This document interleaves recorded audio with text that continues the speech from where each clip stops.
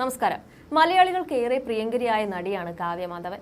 കാവ്യമാധവൻ അഭിനയത്തിൽ സജീവമല്ലെങ്കിലും social media ഇടങ്ങളിലും പൊതുവേദികളിലുമെല്ലാം സജീവമായി തന്നെയുണ്ട്. അടുത്തിടെ നടന്ന താരവിവാഹങ്ങളിൽ ദിലീപിനൊപ്പം കാവ്യയും എത്തിയിരുന്നു. കാവ്യയും ദിലീപും തന്നെയായിരുന്നു പ്രധാന താരങ്ങൾ. പ്രിയപ്പെട്ടവരുടെ അകാല വേർപാടിൽ കാവ്യമാധവൻ ദിലീപിനൊപ്പം എത്താറുമുണ്ട്.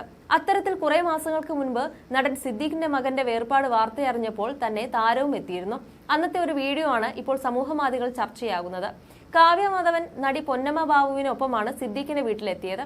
കാറിൽ വന്ന് ഇറങ്ങിയപ്പോൾ തന്നെ ക്യാമറ കണ്ണുകളും അവരുടെ ഒപ്പമായി. പല ക്യാപ്ഷനിലൂടെ ആ വീഡിയോ സമൂഹമാധ്യമങ്ങളിൽ പ്രചരിച്ചു.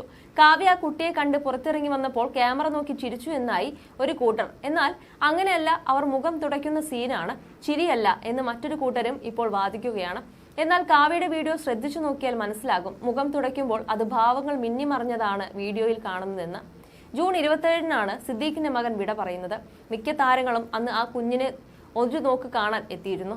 അങ്ങനെയാണ് കാവ്യയും എത്തിയത്. ദിലീപിന്റെ വീട്ടുകാർ എല്ലാവരും സിദ്ദീഖിന്റെ വീടുമായി അടുത്ത ബന്ധമാണ് കാത്തു സൂക്ഷിക്കുന്നത്.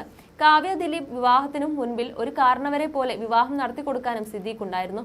അതേസമയം സിനിമ അഭിനയ രംഗത്തില്ലെങ്കിലും തിരക്കിലാണ് കാവ്യ. സ്വന്തം ബിസിനസ് സ്ഥാപനമായ ലക്ഷ്യയുടെ ഉന്നമനമാണ് ഇപ്പോൾ താരത്തിന്റെ ലക്ഷ്യം.